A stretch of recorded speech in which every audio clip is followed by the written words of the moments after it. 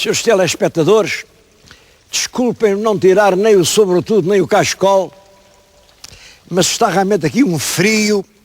Este frio é um frio doce e transparente, o frio de fevereiro. Bom, mas quando o senhor telespectador ouvir o programa, já vêm as brisas da primavera, está um março doirado e florido, e essa é a melhor altura para vir aqui a Aroca. Estou-lhes a falar junto da fonte que está no claustro de um grande mosteiro português, o Real Mosteiro da Rainha Dona Mafalda, na vila de Aroca. É dos monumentos mais importantes que há em Portugal. E, infelizmente, poucos portugueses cá vêm. Eu ontem perguntei aqui nos serviços, aqui por ano, quantas pessoas vêm aqui? Bom, por ano, para aí umas 15 mil. Eu devo dizer que as riquezas, as curiosidades monumentais que aqui se reúnem justificavam 15 mil visitas, não era por mês, era por dia. Por dia. Bom, oxalá que isso nunca aconteça, porque essas multidões nos monumentos acabam por destruir tudo. Mas em todo caso, 15 mil não é nada. E eu impressiono-me. Olha, ainda ontem, eu estive num lugar com um amigo de quem gosto muito, e que é uma pessoa culta, viajada, enfim, e que me diz isto: sabe, doutor, que estive ontem num sítio, nunca lá tinha ido. Que interessante que é. Você é de lá ir. Estive em Sintra, lá em cima no Palácio da Pena. Imaginem um lisboeta que já foi à África e à América e a Paris e tem dado volta ao mundo. E já não é um rapazinho novo. E foi agora pela primeira vez ao Palácio da Pena. Das pessoas a quem estou a falar, a grande maioria nunca veio ao convento da Rainha Dona Mafalda, ou da Rainha Santa Mafalda. É pior, eles sabem lá quem foi a Rainha Santa Mafalda. A Rainha Santa Mafalda, lá está. As pessoas não sabem a história do país, não conhecem as belezas do país e andam por aí, vão lá para as Maldivas, vão lá para o Próximo Oriente, dão volta ao mundo e não conhecem a nossa própria terra. Eu acho que isto é lamentável, isto é um prejuízo para a economia portuguesa. Nós agora temos todos que dar um empurrão a favor de Portugal. E uma das maneiras de ajudar o país a sair deste encalhe em que está, claro, é viajarmos mais em Portugal, conhecermos os nossos monumentos. Aqui em Aroca não são só monumentos, são os petiscos. Olhem, é uma das coisas melhores que há em Portugal. A vitela de Aroca. Sabem lá o que é? À hora do jantar, e aquela vitela que se desfaz na boca da raça aroquesa. A raça aroquesa, uma raça especial, muito bom trabalho e com uma carne extraordinária. Bom, quantas pessoas já comeram verdadeira vitela de Aroca? Vale a pena vir a Aroca para provar. Mas não foi por causa da vitela que eu vim a Aroca, foi por causa da rainha. Eu vou-lhes mostrar a rainha, a própria rainha. Isto é espantoso. A rainha do século XIII, e eu agora vou-lhes mostrar a rainha e vou-lhes dizer quem ela foi.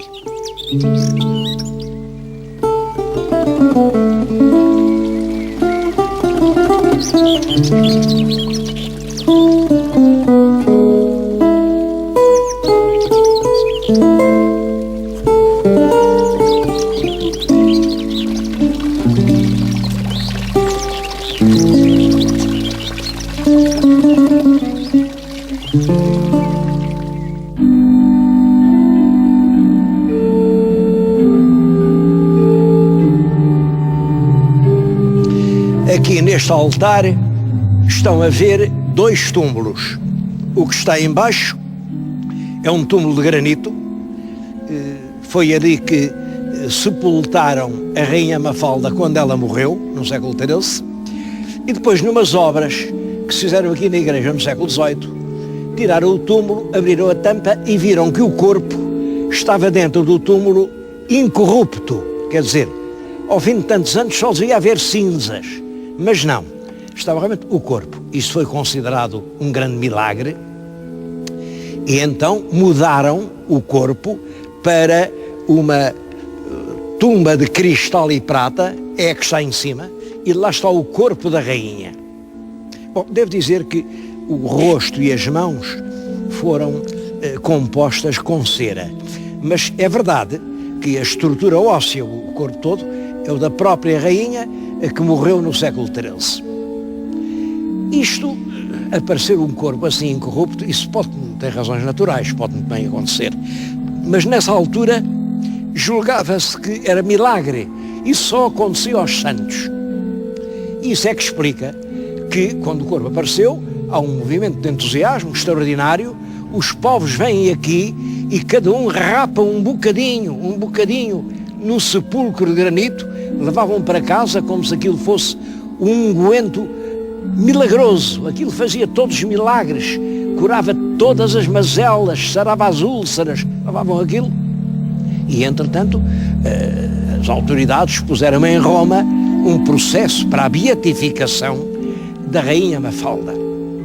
Realmente o Papa, em 1793, portanto no fim do século XVIII, concedeu a beatificação da rainha Mafalda e permitiu o culto aqui em Aroca. Portanto, aqui, hoje, o povo fala na Rainha Santa. A Rainha Santa para eles não é a Rainha Santa Isabel, é esta Rainha Santa Mafalda. E afinal, quem era essa Rainha Mafalda? Bom, isto custa um bocadito a explicar, mas não é difícil. Esta rainha era filha do rei Dom Sancho I, que foi o segundo rei de Portugal. E o Dom Sancho era filho do Dom Afonso Henriques. Portanto, esta senhora que estão a ver além é neta do fundador de Portugal. É neta de Dom Afonso Henriques. O Dom Sancho teve muitos filhos, muitos. Eu já contei alguns 20. Uns filhos da mulher com quem era casado, outros filhos de uma Dona Maria de Fornelos, outros filhos da Ribeirinha, já lhes falei nisso. Ele tinha filhos que nunca mais acabava, mas dentro do casamento teve várias filhas, 3 delas até, já lhes falei nelas, foram beatificadas, a Dona Sancha, a Dona Teresa e a Dona Mafalda, tudo isso foi beatificado. E uma outra foi considerada demónio. Coitada, a Dona Berengária casou com o rei da Dinamarca, foi rainha da Dinamarca, mas acharam que ele era o demónio. Bom, isso também é dramático. O que aconteceu à pobre Berengária é que contraiu a lepra. E a lepra é uma coisa repulsiva, e como ela é estrangeira, os povos nunca gostam de estrangeiros, e disseram que a rainha era o demónio. Coitada da rainha. Portanto, eu até já fiz um programa sobre isso, um programa a que chamei 3 anjos e um demónio. É uma expressão dramática, porque elas, tanto anjos eram umas como as outras. A história é que faz assim. A história pega em nós e de alguns de nós faz anjos e de outros faz demónios. E da grande maioria não faz coisa nenhuma senão cinzas esquecidas. Oxalá que seja isso que nos aconteça. Esta era uma das filhas do Dom Sancho, e o Dom Sancho procurou casar as filhas todas bem, e casou-a com o rei de Leão, o rei Henrique I. Também em Portugal não se sabe nada de história de Espanha, o que é pena, porque a história de Portugal está constantemente entrelaçada à história de Espanha. É impossível uma pessoa fazer uma ideia clara dos acontecimentos políticos portugueses sem conhecer a história espanhola. E eu não sei, acho que não se aprende, é pena, tem que se saber isso. Ora, como é esta história da rainha casar com o rei de Leão? O rei de Leão, este rei Henrique I, era uma criança quando casou, tinha 10 aninhos, 10 anos. E, portanto, com 10 anos, ainda não podia reinar. E havia uma regente. Era uma irmã mais velha, uma irmã que era a infanta Berengária. e ela é que era regente. Bom, tanto a Berengária como ele, como o Henrique, eram filhos de um grande rei de Leão, o Afonso IX, e este Afonso IX teve várias filhas e casou-as todas muito bem. Afonso IX é pai da infanta Berengária, que foi regente de Espanha, deste Henrique I, que casou com a nossa rainha Mafalda, é da Dona Branca, que casou com o rei de França e que vem a ser mãe do rei São Luís, da Dona Urraca, que casou com o rei de Portugal, Afonso II, e portanto vem a ser mãe do nosso Afonso III. Isso é importante porque Afonso III e São Luís são primos direitos e isso teve uma influência decisiva nos acontecimentos portugueses. E teve mais uma outra filha, Leonor, que casou com o rei da Inglaterra. Portanto, reparem, 4 filhas, 4 rainhas. Só que a infanta Berengária, regente, era solteira, era mulher, bom, e apaixonou-se por um grande fidalgo, o Álvaro de Lara, e a certa altura entregou-lhe a regência. Disse, agora o regente és tu, enfim. Os povos de Leão não concordaram, isso originou grandes lutas. O próprio Álvaro de Lara veio a acusar depois a Berengária, não, ela disse-me que ia envenenar o Henrique, o irmãozinho pequenino, que era rei. Não sei se era verdade, se era mentira, sei que nessas confusões, nesses grandes tumultos, uma pedrada apanhou a cabeça do rei Henrique e matou-o.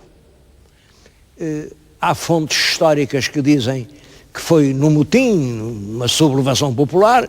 Há outras fontes que dizem que não, que foi um combate era a brincar, era a fingir, uma brincadeira de garotos.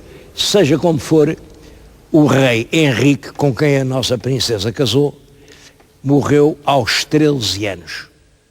Ainda antes disso, o casamento tinha sido desfeito. Porquê?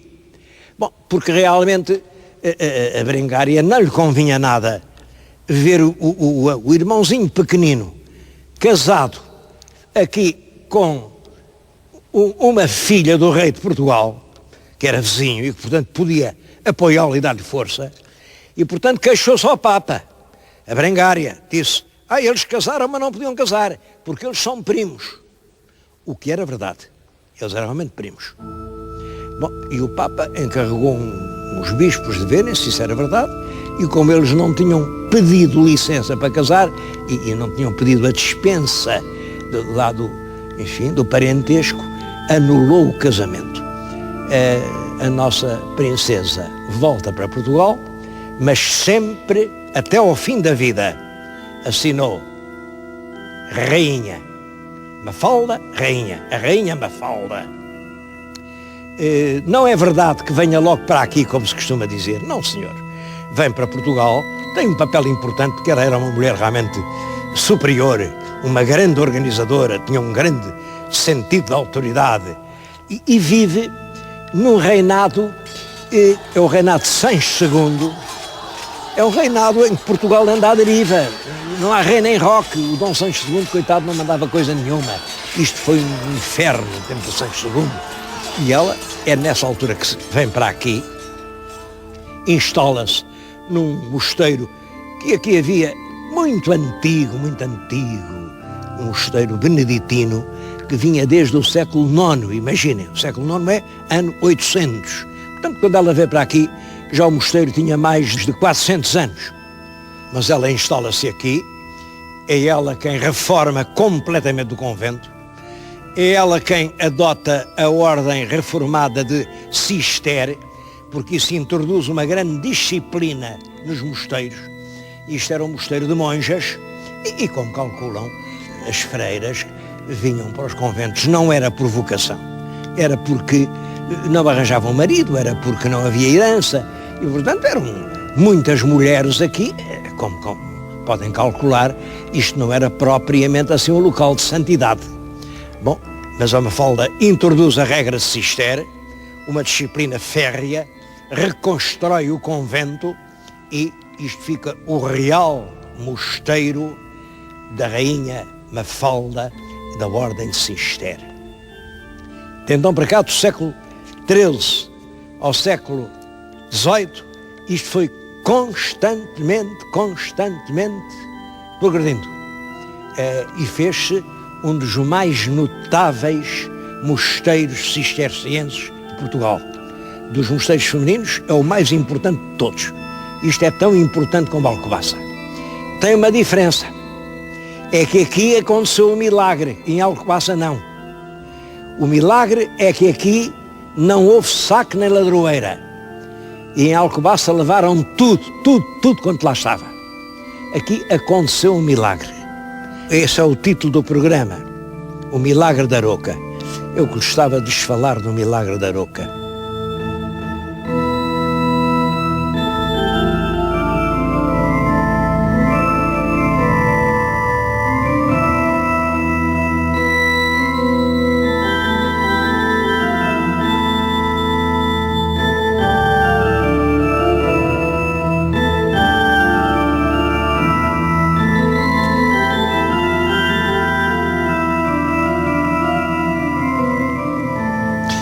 Como sabem, em 1834, depois da Guerra Civil, os governos liberais extinguiram as ordens religiosas.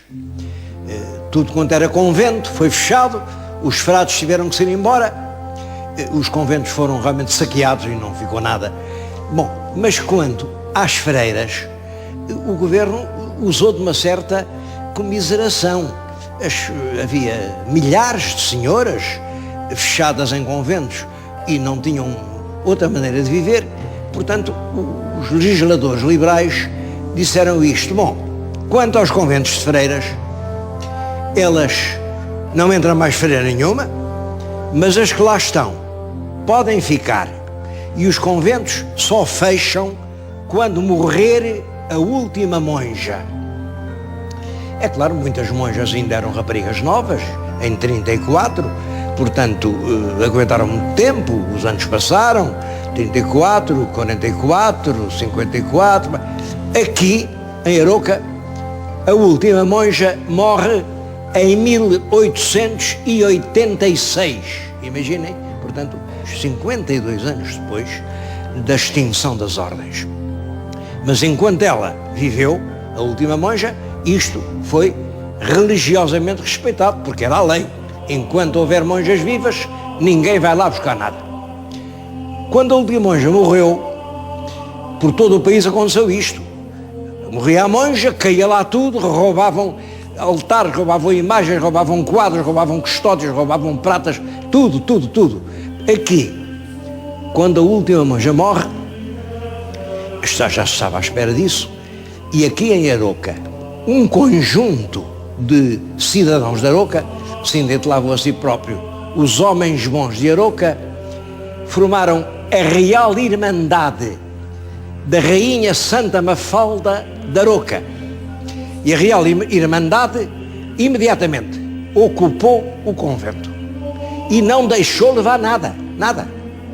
Nessa altura reinava o rei Dom Luís, que fez um decreto dizendo que sim, reconhecia essa Real Irmandade e que constituía fiel depositária de todos os bens do convento. Assim foi que ninguém aqui veio roubar nada. É o único convento português que chegou até hoje com o seu recheio, quase todo, porque lá muita coisa. Depois, quando veio a República, houve outro assalto aos conventos e aí parece que há um segundo milagre. A freira tinha morrido, mas a criada da freira, que era a Rosa do Sacramento, veio aqui e consegue distribuir pela população as peças todas, e vocês guardem isto até passar agora esta onda. E depois, quando a Real Irmandade volta a entrar em funções, as pessoas iam à casa lá dos membros da Irmandade e restituíam as peças. E hoje está tudo aqui. O convento é riquíssimo. Bom, eu não posso mostrar tudo. Olhem, isto, por exemplo, reparem, é o São Pedro. E tem uma coisa muito curiosa. As chaves esta é verdadeira, é da primitiva imagem. Bom, mas esta teve que ser agora feita porque alguém veio aqui e roubou a chave do céu. Alguém que tinha a alma carregadinha de pecados e que pensou que não podia entrar porque não tinha a chave. Levou a chave falsa para entrar no céu. Falo nisto porque há muita gente que continua a fabricar chaves falsas para entrar no paraíso. Nesta sala há uma coisa que considero importantíssima. Ela pode não ser assim muito bonita. São 8 quadros de madeira do século XV. Já lhes disse uma vez que no século XV praticamente não há pintura em Portugal. Bom, o que há é isto. Vejam, 8 quadros muito rudes, muito primários, muito provincianos. A pintura portuguesa do século XV não passou disto. Esta coleção é única no país, uma coleção de quadros do século XV.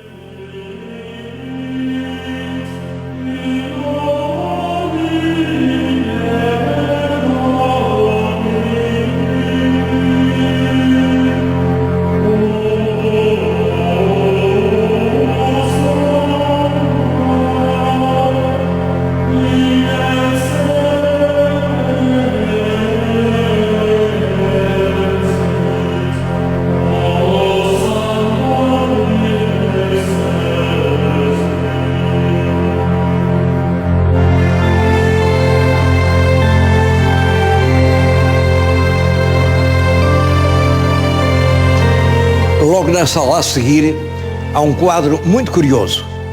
É da Escola de Grão Vasco e tem muito de Grão Vasco. É uma cena, no primeiro plano vê-se Cristo a lavar os pés de um mendigo, por detrás há uma alusão à última ceia, daquele outro lado não é a última ceia, visto que é uma refeição que mete mulheres, não sei o que significa, mas esta ideia de decompor o quadro em 3 cenas que formam um conjunto dramático, isto é realmente de Grão Vasco. Portanto, será um discípulo muito próximo, se é que não é do próprio Grão Vasco. Na mesma sala está outra coisa, para mim, isto é emocionante. Um tapete do século XVI, estilo oriental, mas tecido na Índia. Isto foi trazido por um navegador que veio da Índia e que, grato, resolveu oferecer isto ao convento de Aroca. É uma relíquia também única no nosso país, um tapete do tempo dos descobrimentos. Bom, mas há muito mais coisas.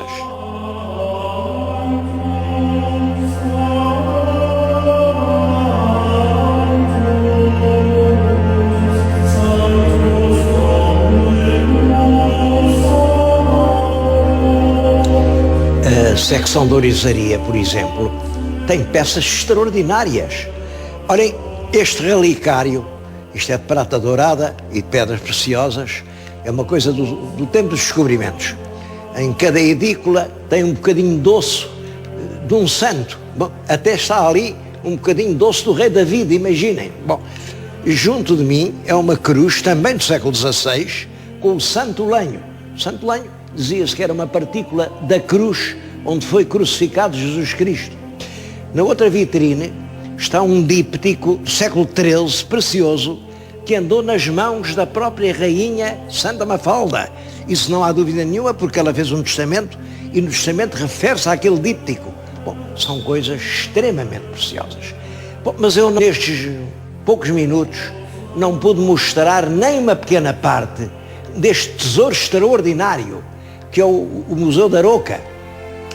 O seu telespectador, quando vier aqui, não deixe de ver a sala do capítulo, com aqueles azulejos extraordinariamente interessantes. A cozinha, uma grande lareira, o coro alto que está agora em obras, e é uma maravilha, é uma coisa do tempo de Dom João V, só o ouro do Brasil é que tornou possível aquilo.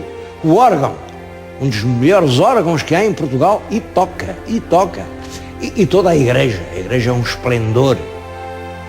Sobretudo, repito isto, eu bem sei que a estrada não é grande coisa, já tinha a obrigação de já ter feito uma estrada melhor, mas viver em Portugal e não vir a Aroca é quase tão grave como ir a Roma e não ver o Papa.